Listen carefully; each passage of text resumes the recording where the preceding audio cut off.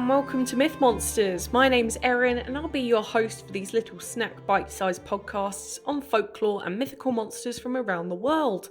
These podcasts focus on the actual cryptids, folklore and mythic monsters from global mythology, rather than focusing on the full stories of heroes and their big adventures.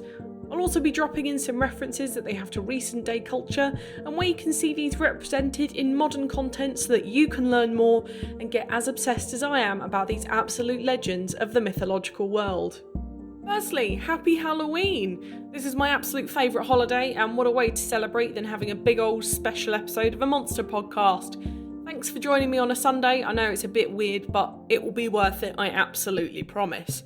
Also, we hit 5,000 downloads last week, and I honestly can't believe it. That's such a massive number. Thank you so much for tuning in every week. I will continue to carry on bringing you content for as long as you're interested. So thank you again. I super appreciate it. This week, to celebrate Halloween, we're covering the legendary vampire from a kind of worldwide mythology, but originally and traditionally European myth. Vampires have 1,000,001 descriptions, but the most popular is from European folklore, which is that of a pale, tall and gaunt Eastern European bloke in a cape with sharp hollow fangs who drinks blood from people's necks whilst they're asleep. They are considered the ultimate version of the undead, with so many powers and abilities that they are possibly one of the cooler monsters out there. However, there are so many different types of vampires that it's a real struggle to really whittle them down to this description. For example, just in this podcast, we have covered the Manananggal and the Sigbin from the Philippines, and the Chupacabra from South America, all of which count as vampiric creatures, and no, they don't look like Dracula, but they still count as vampires. The stereotypical image of a vampire in most people's head is exactly that though. For me, it's Christopher Lee's Dracula from the 1958 film, because that's what I really imagine a vampire to look like.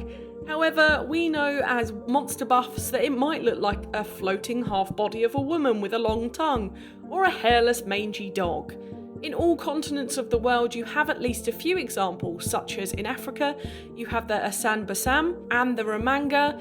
In America and the Caribbean you have the Sakuan and the Laragu, and lastly in Asia you have the Pontiac, the Mandarugo, the Nekakabi and the Yangshi.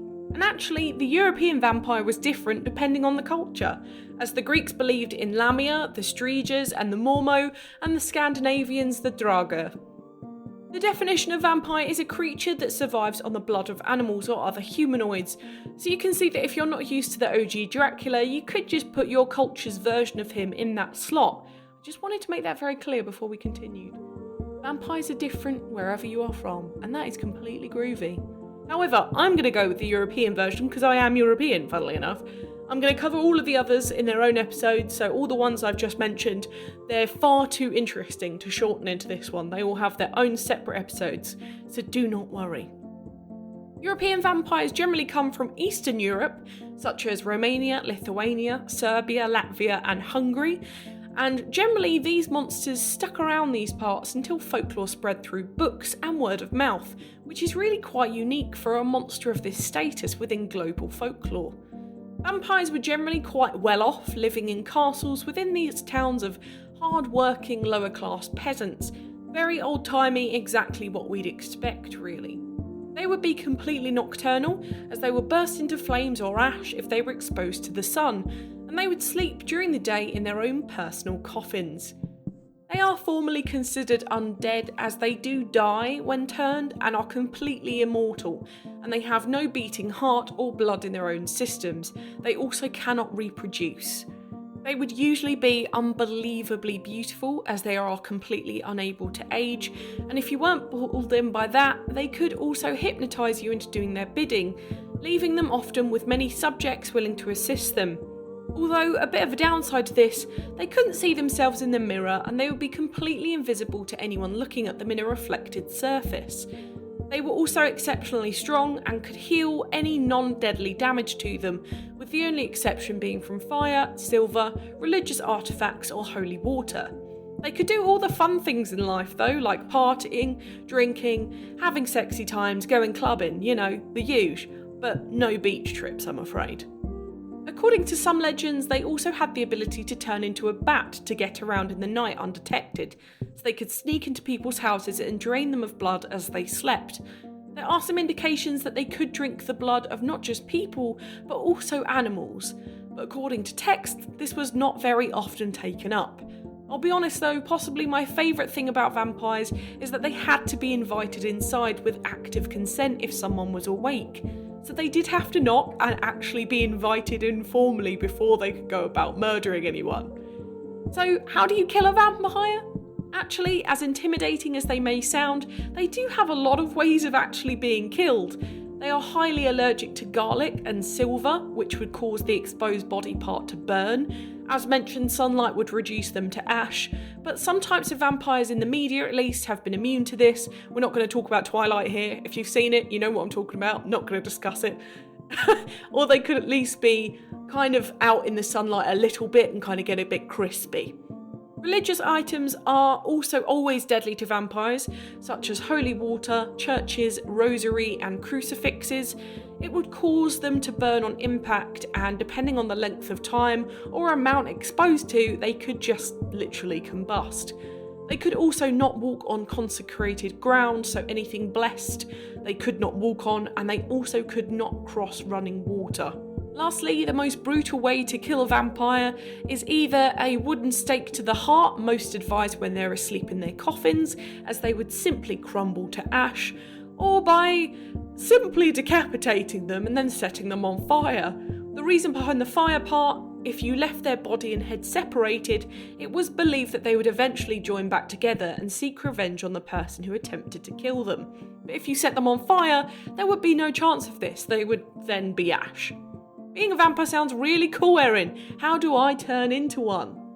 The kind of only way to fully be turned into a vampire was to be turned into one by another vampire, by either being bitten and drained but not to death, so they drain you enough but not enough for you to die, or by having a vampire feed you their blood, which wasn't really blood, it was more of an ichor. It's really gross, black, just nasty. I have a major issue with blood, so vampires aren't really for me. If I was forced to be a vampire, I'd be a bit of a nightmare. I don't think it's something that I would be completely into. Certain types of supernatural people could not be turned into vampires, such as the vampire's long-running rival in the mythological world, the werewolf. We'll chat more about this later. It's quite a fun little topic.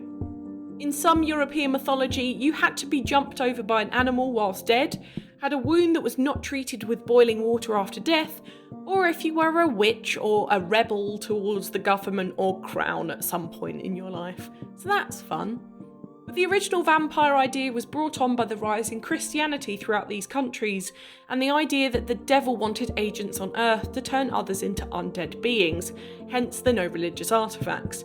In some media, it's said that Dracula was the son of the devil, which is quite a fun idea.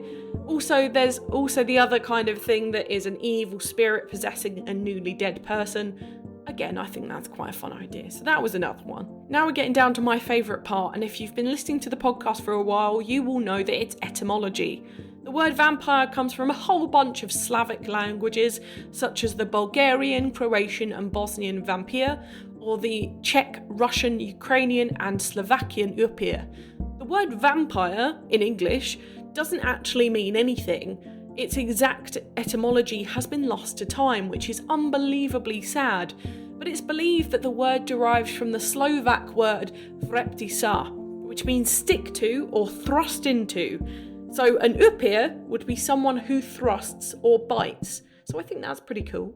Now in history, there were mentions of vampires back in the 12th century Britain, in Scandinavia and in Jewish literature. However, the rumours of vampires started spreading in the early 1700s, 1721 to be very exact, when word of mouth started spreading them around southeastern Europe. It actually got so intense that in the mid-18th century, they had a mass hysteria on their hands, and a lot of people in these countries even had public executions on people who were believed to be vampires, which is really intense. Some people would dig up their relatives and stick stakes in them. They would put cages over the top of their graves to keep them from coming out. Generally, there were a lot of precautions as to stop being a vampire in these countries around these times. But there were some really famous examples of so-called vampires in Prussia, such as one in 1721, where a guy called Peter Blagojevich died at 62, but came home the next day to ask his son for food. When his son refused, he was found again dead the next day. Another is of Milos Cesar from Serbia, who was allegedly attacked by a vampire, then died. He then returned from the dead a few days later to kill his neighbours, who turned out probably killed him for his land. So it's a bit of a short story, bit of an anticlimax, but it is a story nonetheless.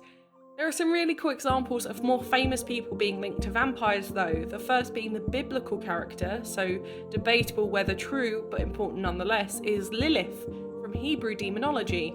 She was apparently the first wife of Adam from Adam and Eve, and was made from the same clay as him, but refused to be in the comfort of Garden of Eden as she did not want to be inferior to Adam as a woman.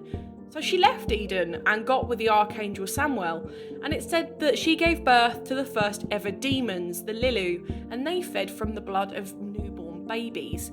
She's gone on to be the mother of all demons in many parts of folklore and media mythology, and generally she's pretty much a hell yeah feminist icon as of now, which is pretty cool. I've got a very cool poster of her in my house. Next up is King James I of England, who wrote the famous anti-witch book Demonology in 1597. It was used mostly as evidence of witches existing to justify the Pendle witch murders and the employ of Matthew Hopkins, England's witch hunter general. However, it did come with a classification of demons, including vampires and succubi, stating that they could possess dead bodies but make it seem like they were happy, healthy and alive. Another is that of Elizabeth Bathory, who we spoke about in our Bloody Mary episode. She is one of Europe's most prolific serial killers, with the blood of up to 500 women on her hands. She was generally not a very nice person, but it was rumoured that she bathed in the blood of virgins to keep herself looking youthful, so she is linked as one of the inspirations behind vampires to this day. This bathing bit was probably made up, but she did have a dungeon full of poor tortured girls' bodies with all of their blood drained from them, so it doesn't really help her image. If you want to find out more about her, go listen to the Bloody Mary episode where I talk quite in depth about her and her history. She's a very, very cool, evil character from European history. Lastly, the most important historical figure linked to vampires is the original himself, the legendary conqueror Vlad the Impaler. Vlad III, or full name Vlad Dracula, was the ruler of Wallachia, which is now Romania, between 1448 and 1477, and he was an absolute tyrant. He was the son of Vlad Dracul, who was murdered by the Hungarians in 1447, and so a young Vlad got help from the Ottomans, which are modern-day Turks, and overthrew his father's murderers. During this time, he came across Transylvania, which was filled with Saxons, who he promptly decided to impale through their buttholes up to their mouths on giant wooden beams, to warn of others going against him. He was then imprisoned by the same Ottomans for not bowing to them, and went to war in 1463 to 1475. During this time, Vlad was known for his barbaric tortures of opposing forces, including the impaling. He was described as a demented psychopath, a sadist, a gruesome murderer, a masochist, worse than Caligula and Nero, referencing the two bloodiest Roman emperors in history. Now, you may have noticed that Vlad's surname was Dracula, and yes, he was the biggest inspiration for the most famous vampire in history. However, Dracula was very much a work of fiction, written by an Irish author in 1897. It was the first link to vampirism from Vlad the Impaler. Dracula is by far the most famous vampire in modern folklore, with over 200 movies made about him since the 1800s, which is second only to Sherlock Holmes. The second most famous, though, I can happily say, was a female LGBTQ+ vampire known as Carmilla. She was written in the same title book back in 1872, which predates Dracula by over 20 years. She was synonymous with the seductive side of the vampire and has inspired many erotic vampire films and the idea of vampire seductresses within cinema and modern media.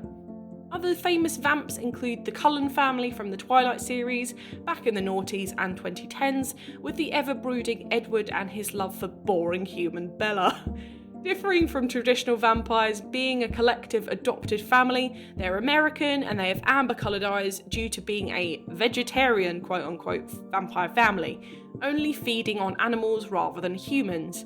Nosferatu is another really great one, the original vampire on screen back in 1922, and an interpretation of the Dracula book. It's a silent German horror film with the main character Count Orlok, played by the legendary Max Schreck. It's still super creepy to this day, but well worth the watch. Even if you're not into horror and stuff like that like me, Nosferatu is a really, really great watch, and it's something that I can actually watch, so highly recommend it. Now, I said I would go back to vampires and werewolves. Now, these two only really have rivalry within media. They weren't actually attributed to each other at all in folklore, and a werewolf is actually mortal. It can be killed by anything. I will not go into this more in this episode because I will do a whole nother episode around them. So there's not anything here that links them to them. That's the end of the story.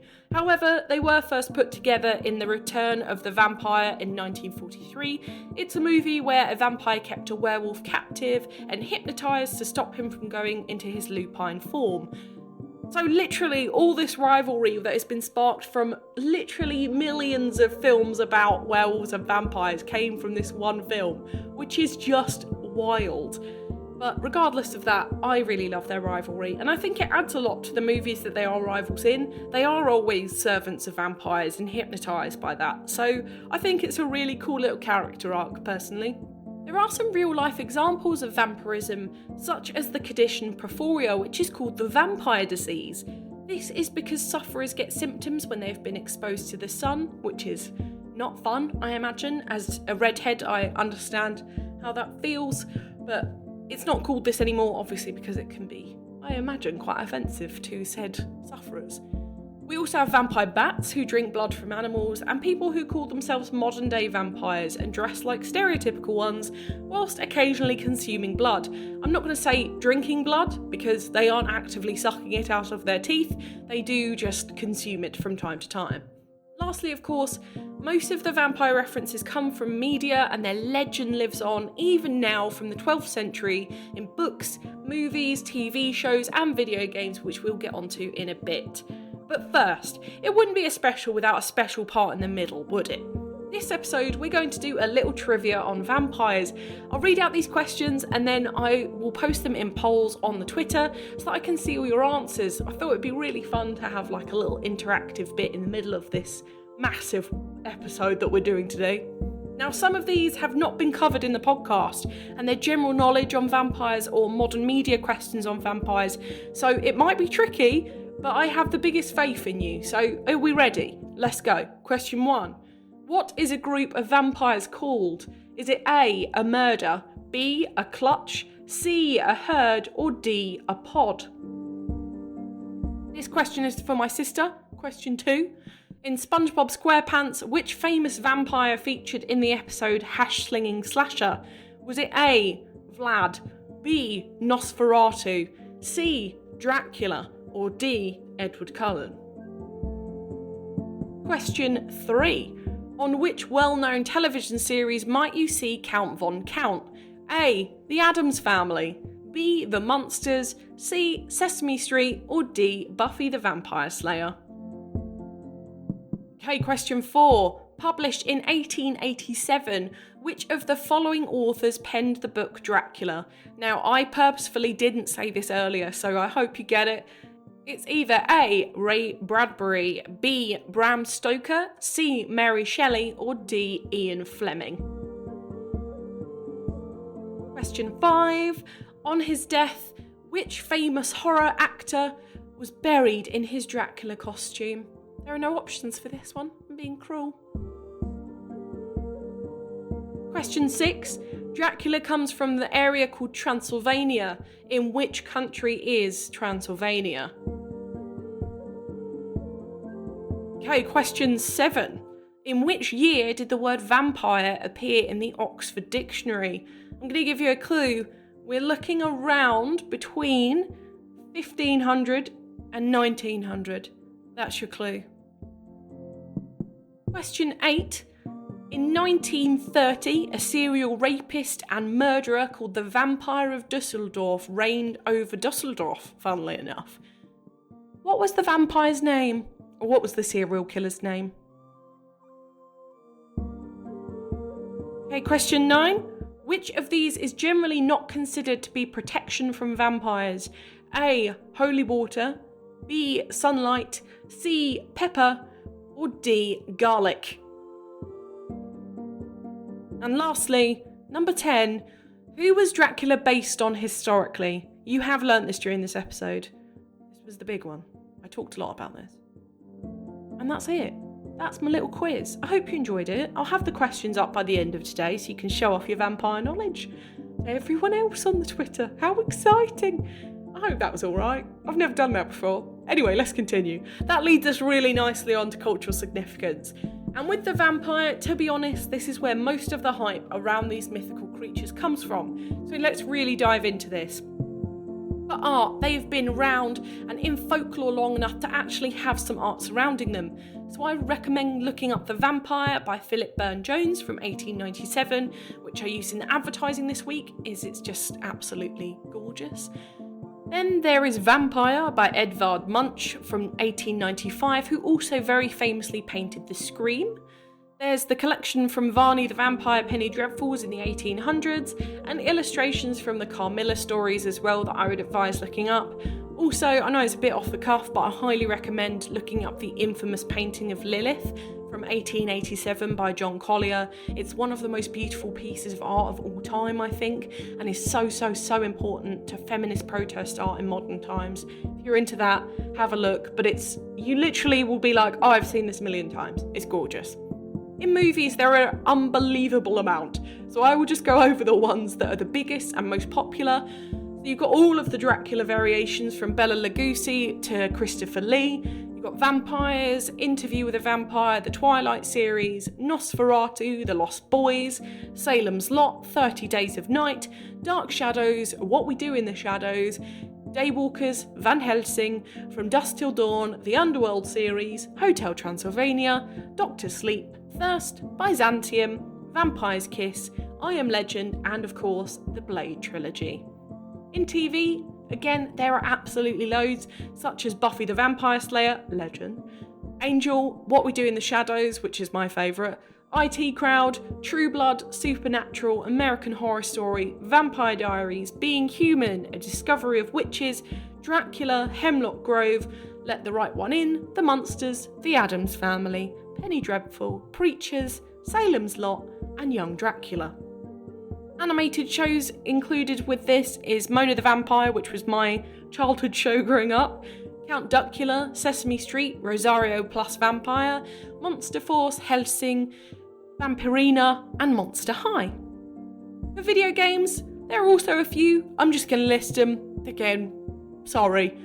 Darkwatch, Infamous, The Buffy Game, Blood Rain, Vampire, Skyrim, Sims 3 and 4, The Witcher 3, Castlevania, Vampire the Masquerade Bloodlines, World of Warcraft, and Van Helsing.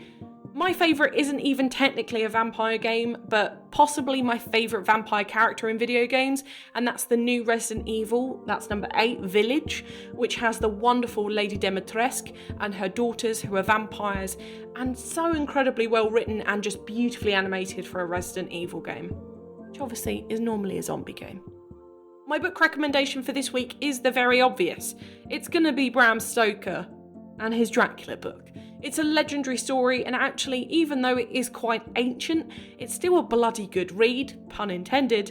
Another old one would be Carmilla by Sheridan Lee Fanu, which is a definite winner with the LGBTQ gang. You can get them for free on most e-readers because they are so old, and really cheap in paperback if you fancy that.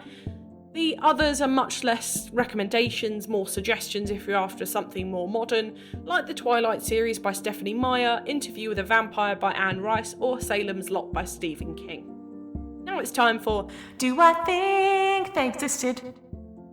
Now, obviously there are some occurrences in nature and within society that prove vampirism exists. However, is there a Widow Peak's pale man stalking me for my blood? Well, maybe. but he defo ain't a vampire, and honestly, I'm not worth it, dude. My liver isn't what it once was. You don't want this blood. But in all seriousness, I think vampires are a really awesome reflection of history past, and that we can look back at the rich folklore of Europe and how much it's influenced actually worldwide culture. I'm very much proud to be a European citizen, not part of the EU anymore, begrudgingly, but very proud to be part of Europe and have this amazing culture and folklore that we have collectively. However, we do know that most vampires are a work of fiction rather than one of actual mythology. However, they are so ingrained within our mythology globally that people have almost forgotten that they were just a character in a book. But I guess the inspiration has to come from somewhere, and where there is smoke, there is always fire. Not many other myth monsters we'll cover are going to have the same amount of media, inspiration and history as the vampire. Honestly, I can only think of a couple that are big enough to have a special like this, and they will be done every Halloween. Next year is booked already. I'm done. I'll do another special. Also, I personally think vampires are some of the coolest and most influential myth monsters. I've been into them since a really young age when watching Mona the Vampire and Count Dracula, and then unfortunately I was a teenager when Twilight came out, so of course I was swept into this fiasco. If you follow me on Twitter, I did post a very unflattering picture of me and my Edward Cullen poster I had on my bedroom wall at 14. #no regrets. I hope you enjoyed this special. I really enjoyed this one, but I'll tell you a secret and it's really lame. I was really excited for this special, but I put myself off because basically, again, if you follow me on Twitter, you'll know this, I had my nails done last week and they were really long. They had my logo on, so I was absolutely in love with them, but I actually couldn't type, which made my job and this really hard.